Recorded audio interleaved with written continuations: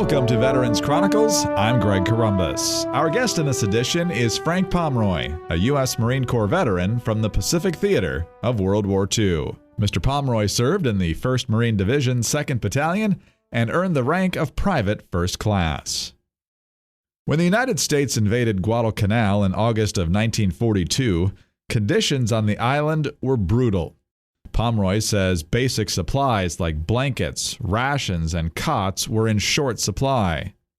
More than uncomfortable, these terrible conditions often brought on illness.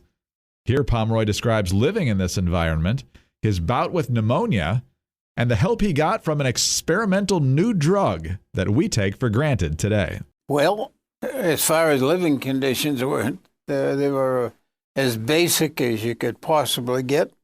You curled up in the fetal position at nighttime and sort of rolled your body up tight and tried to keep as warm and dry as you could. And we were there in part of the monsoon season when it rained, and you just slept on the ground because you couldn't have tents up. If you had tents up, they would attract the Japanese bombers to where there were a lot of troops and so forth. So we didn't have any tents, and you just slept on the bare ground. If it rained that night, you did the best to put your helmet on, and if you had a blanket, you were lucky, and you could wrap the blanket around you, and they were somewhat waterproof, the Marine blankets, but you didn't stay very dry. And from sleeping on the ground, I can remember after we had left the Tenero River, we went up onto some higher ground, and when we got there, you had to go down below to get your meals, and from sleeping on the ground, I got some kind of it wasn't pneumonia, but almost pneumonia, and I couldn't get down the hill, so they used to bring the meals up to me because I couldn't breathe that well. And I forget what they called it now. There was a technical medical term for it. And one day the corpsman said, "Look, Frank, you've got to go down to the hospital." He said, "We'll walk down there." So we started walking, and a Jeep gave us a ride and went down to the hospital. And the doctor said, "You almost got pneumonia." He said, "Another stage." He said, "So we have a new medicine," he said, "we can give you." And he said, "I can get you healed." So the corpsman left and said, "When you're ready, you can give me a call, or otherwise hitch a ride back." So I laid on the cot there and had my pack with me and my rifle at the end of the bed, and figured, well, 2 or 3 days I'd be out of there and back to duty.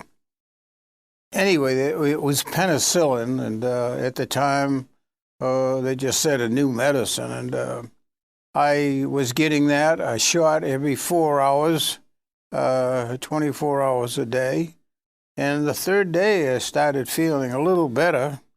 Doctor told me, he said, "Tomorrow you're going to be flown out on a C-47 and get down to New Hebrides," he said, "because we're evacuating anybody that's real sick or if you've been wounded."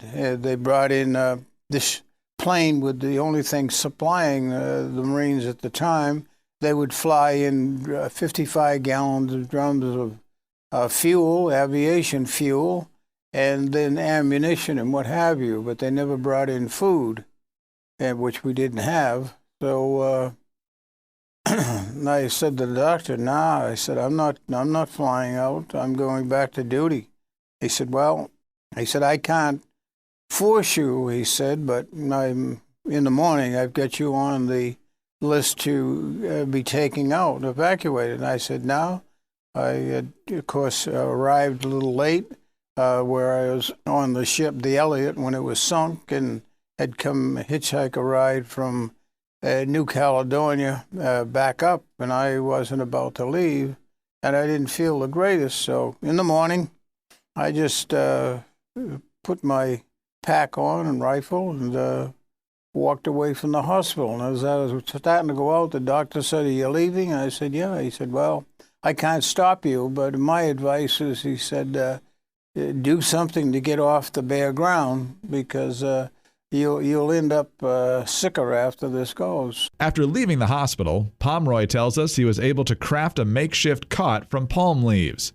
He also goes into grisly detail about the food situation on the island. When I went back, I drove some stakes in the ground, and I wove with palm leaves back and forth and made myself a little cot off the ground. And eventually I did pick up another blanket. The blanket I had to, when Jim Mangan was killed, and I wrapped him up in my blanket, and I thought, well, when I get back from the cemetery, I'll get his blanket. By then, someone else had taken his blanket and the gear, so I didn't have a blanket at the time, which would have been a lot better. And the food was terrible, of course. We lived off coconuts, and the water wasn't particularly good, so most of us drank coconut juice all the time and would carry a piece of coconut if you got hungry. And I can remember chewing on it so much your gums and your jaws got sore. But food was terrible. And then the Japanese rice, there was a big pile of it that wasn't covered over, and the rain got in it. And when the rain got in it, the maggots started.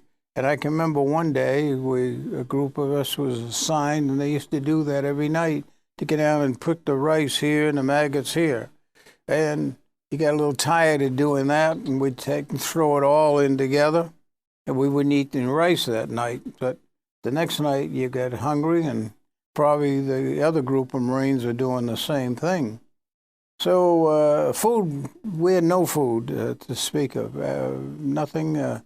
I remember once, though, that we came out on patrol across a Japanese camp where they had abandoned it, and there was sake there and some cans of Japanese fish, mostly fish heads in it, and we filled up our packs with that and brought it back, and the fish had an awful odor to it, and we ate some of the cans of that, and we used to hide the sake in the sand so the officers wouldn't take it away from us, and we didn't realize that you're supposed to drink it warm anyway. So we had sake quite a bit at nighttime. But as far as food and living conditions, they were as rough as you could get, and most everybody was running into problems with malaria and dengue fevers. We all had malaria. You'd get these chills at nighttime, and there wasn't much you could do about it. And then they finally came out with the Atabrine tablet, which is a very tiny tablet, and you can put that in your mouth. You had to swallow them but it was too late. We all had malaria by then, and you could take, I can recall that we used to take sometimes those little tablets and wash a T-shirt, and it would be a pretty bright yellow. So we all got a very tinted skin. I had a sort of a tint to our skin, sort of yellowish. But I never slept in a tent all the time. We were on Guadalcanal, which was almost 5 months. So it was as primitive as you could find as far as living conditions would be. When we come back, Frank Pomroy will describe the fighting on the island of Guadalcanal. I'm Greg Corombos, and you're listening to Veterans Chronicles. Welcome back to Veterans Chronicles. I'm Greg Corombos. Our guest in this edition is Frank Pomroy, a U.S. Marine Corps veteran of the Pacific Theater in World War II. After setting up the operating base on Guadalcanal, Pomroy and his fellow soldiers got word of the Japanese plan to attack their position that night.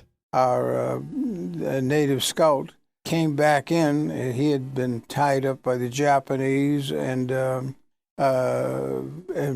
left for dead, actually. And he got away, and he came down, and he told them that the Japs were on the way. And So we knew we were going to get attacked that night, and we were all very set up, and there was maybe 1 or 2 shots or something like that, and sort of a quiet period and a couple of more. It didn't start off boom, like they ganged up and rushed, but you knew they were over there, and there was a lot of yelling and screaming and swearing against each other, and you'd hear some of them criticizing Babe Ruth and so on forth, and we'd say Hirohito is a bum, or, sarcastic expressions like if they understood English, what we were saying. And they got revved up, I guess, from this, and then they'd scream and call Banzai and come pouring over. The Japanese, when they came across almost, you might say, in a group of just crazy Banzai charge, screaming and yelling, and we fired it, and all the machine guns, what have you, opened up on the Tenero River, and it was a pretty lively action. And it just was so constant, and it started late at night. Some was around midnight or 1 o'clock or something like that, and went on till daylight in the morning. And we looked at the beach in the morning, and where our gun was pointed, you could see Japanese bodies had been half buried by the ocean current in the sand, and but their upper bodies were sticking out, and you couldn't see any blood on them, and so you knew they were probably hit by this cannon, which wouldn't show that many wounds, because they're like BB shots that went through their clothes, and they got hit enough. Obviously, it killed them right in their tracks. So it's like firing a shotgun at somebody head on.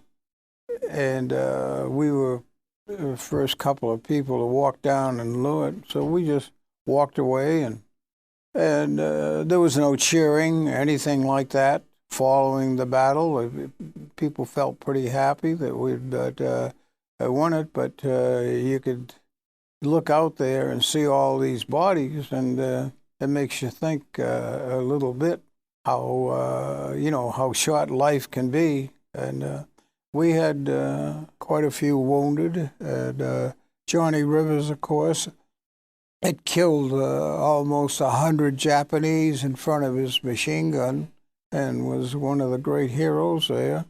And there were several who were given the Navy Cross, and Diamond also got it. And there was up and down the line. H Company was pretty heavily involved with it, because we had the heavy weapons, 50 caliber machine gun, and water-cooled 30 caliber machine guns. And so we had a lot of firepower of crisscrossing, and the Japanese, very few of them even broke through. And near our gun, some of them got as close as 15 or 20 feet away, but the riflemen and the machine gunners finished them off before they could take over that cannon, because they knew that nothing was going to get across. And they finally, I guess it felt like they were giving up trying to come across the sand pit at the beach and go up further up the river, and a lot more action took place off to our right. They wiped out the entire Japanese group. I did read a book on a Japanese, and he claimed there were only 2 of them that survived, and he was one of them, and he was laying on the ground, and the tank went over, and it was up against, one wheel was up against the coconut mound. They're at a slant, and the other side was lower, and it ran over him, but it didn't crush him. It cleared his body, and then the tank moved on, and he was able to get back on this book, and I forget the name of the book, but it was very interesting reading on the Japanese side of that equation. Of course, the colonel, Hichi, took and burned his colors and committed hara-kiri, and from my understanding, never did find his body. The battle was long and difficult, and Frank Pomroy was right in the middle of it. When we come back, Pomroy will continue his story of service at Guadalcanal. I'm Greg Corombos, and this is Veterans Chronicles. You're listening to Veterans Chronicles. I'm Greg Corombos. At the Battle of Guadalcanal, Private Frank Pomroy and his fellow Marines faced an onslaught of Japanese charges through the night.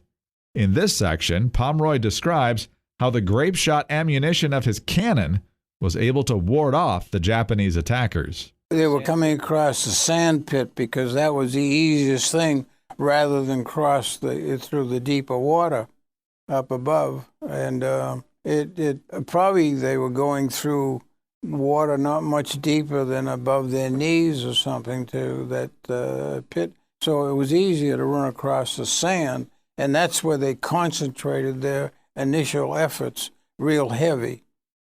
And luckily, the 37-millimeter cannon, the Grapeshot, whoever thought of this back on New River had pretty good thoughts of what they would do. We always thought it'd be almost worthless against any big tank or something because 37 millimeter, isn't that big a cannon. And anyway, for Grapeshot, it was the perfect thing. I don't know if they'd ever used that in the World War I or what, but the strategy and whoever figured out we didn't know that. We never even heard of the Grapeshot that you could put in it. We always thought that it would be an anti-tank shell. But anyway, they were very, I think in the morning we had 2 or 3 shells left, that's all. We could fire, but you just saw a path all clear. Like, I'm sure they weren't ducking that fast. The gun got them, quite a few of them. The Japanese attacked not only from the island, but also from their battleships off the coast. And Pomroy remembers those artillery barrages very clearly. We were in a hole. We had coconut covers over above us and trunks and put dirt over that. And this heavy weapons platoon that I was in, we were all down in this hole with the cover. I had to go to the bathroom in the middle of the shelling, so I went up there and sat over the trench. And I saw one shell come through, and it shaved down about a dozen coconut trees. You just right down. They were in a perfect line, and those shells would. Some of them, I think they were really bombing the airfield. But apparently on a ship going like this, they could be off. And so if they got on in a wave or something, they could, and some landed in our area. Oh yeah, when those things, the Japanese had bigger guns on their ship. They had 18-inch shells. American ships had mostly 16-inch shells. I mean, neither one were very dangerous. But they weighed about a ton. So when one of those things went off, there's a ton of dynamite and explosion, and it's pretty frightening. After the fighting finally ended, there was the difficult process of getting the soldiers off the island. Weakened and beaten from the hunger and the hard fighting, the soldiers lacked the strength to even climb a cargo net. We were really off of the line because we were being pulled out gradually. The Army was coming in, and I forget what ship, I think it was the President Jackson that we went aboard and went to New Caledonia. They put a pair of stairs down so you get up because they had several people falling off the cargo nets, which, was nothing. It would be like me trying to do something like that today. I don't have the power of my legs, and so guys were very weak. You didn't realize that you were getting that sick because Vandergrift made a statement in his book, and he said when we got to Australia, they were putting some guys in the hospital for malaria. He said, my whole division should be in the hospital. And we were in bad shape. We really were. Once they got on the boats, Pomroy and his company were sent to Australia to recover. The food in Australia, it's amazing. You hear a guy, man, you want to talk tough, and they drank a lot of beer and all this. I'll tell you, we used to drink as many milkshakes as they did beer. Really, really, people just loved the ice cream, and that helped to put body weight on. That was a type of food. A lot of times we'd go out and head for a ice cream parlor or something. They had a lot of good ice cream in Australia, and most people, they always want to talk about their drinking. You ever heard of Young and Jackson? That's where we all used to gang up in. Pomroy would not return to Guadalcanal until 1984, when he was able to help the Japanese find some of the bodies of the soldiers he fought against. Because of Pomroy's help, his former adversaries would be given a proper burial 42 years after their death. I went back in 1984 and for my first visit there, and there was some Japanese, and they came knocking on my door, and they asked, we heard that you were here during the war, and I said yes. And they said, well, you might know where there's 2 or 3 bodies or something buried or anything. I said, well, I know of this place where there's 1,200. And this one Japanese was behind him. In fact, 2 of them sort of laughed and giggled or something, and he turned around and swatted them. And, he realized they were sort of making fun of when I said that they would do about 1,200 bodies. So he said, you must be the Tenerife River. And he said, yes. He said, well, we've been down there, and we two tall, big stakes in the ground, he said, but we couldn't find just where they're all buried. So I said, well, if you get some natives together tomorrow morning, and I'll bring you down, and I can show you about where they are. So I went on their side of the river, but I couldn't get the same comprehension that I could from our. So I went over from there, and I had a good idea where we had buried these bodies. They had dug big trenches out with tanks with a bulldozer blade. And anyway, I went over there and looked, and I could see a little swale in the ground, a little low spot. And I said, I think if you dig here, you'll be able to find out some Japanese bodies, because they aren't that deep. So after the second or third shovel, this Japanese who was digging came up with it was sort of a sandal that I guess some of the Japanese lower echelon rank were wearing, and they had 2 leather straps near the toe, and their foot would slip into that. And he brought that out, and the leather was soft on it. And then he dug a little further, and he came up with a shoe with either a Japanese officer's shoe or a non-commissioned officer's or a regular shoe, and it had a big piece of horseshoe metal on the heel, so they wear better. And I think that's why sometimes you could hear the Japanese because they had that type of a shoe. But anyway, I felt to the shoe, and it was just as pliable like you'd put it in the ground yesterday. And, of course, that was it happened in 1942. This is 1984. And anyway, this officer looked at me, and I looked at him, and the leather on this shoe was just like it had just been put in the ground. But you could look at it, and it was all black volcanic ash, actually, and the salt water coming in near the mouth of this river. And it was easy to figure out that the salt and the sand was so pressurized and tight together that this shoe was actually pickled, you might say. And so he dug a little more, and he came up with the skull of a Japanese.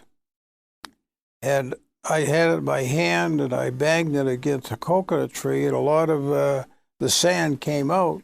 And when the top of the head, you could see brain matter, actually, like cobweb at the top. And that was pretty well preserved. And so I said to this Japanese officer, I said, conclusion that I thought it was because of the salt and the sand. And he said, that's exactly what we figure. So he said, we'll have a group of Japanese people come in within 10 days. He said, can you stick around? And I said, yes. So about 10 days later, C-47 landed with Japanese, and they had a Shinto priest on there with white robes and so forth.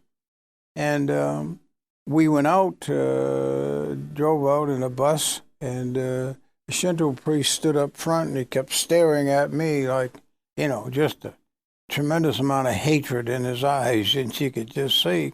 And it didn't bother me, and we got out there, and these ladies got on the ground, and they were praying and crying, and it gave you a different feeling than what you had, during the war when all these people were killed.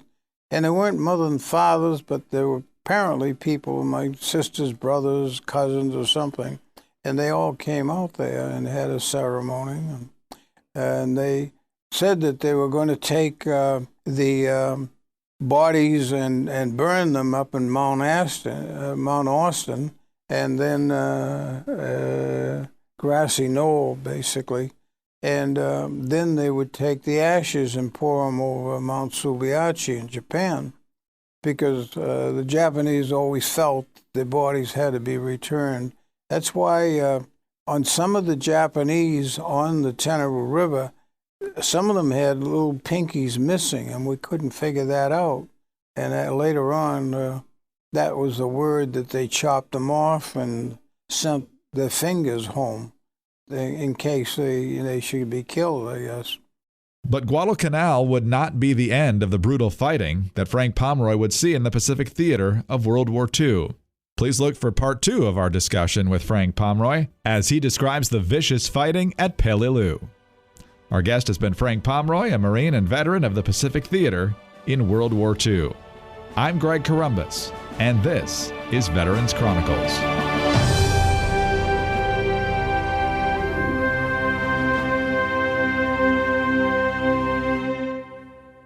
Hi, this is Greg Columbus, and thanks for listening to Veterans Chronicles, a presentation of the American Veterans Center. For more information, please visit AmericanVeteransCenter.org. You can also follow the American Veterans Center on Facebook, and on Twitter, we're at AVC Update. Subscribe to the American Veterans Center YouTube channel for full oral histories and special features. And of course, please subscribe to the Veterans Chronicles podcast wherever you get your podcasts. Thanks again for listening, and please join us next time for Veterans Chronicles.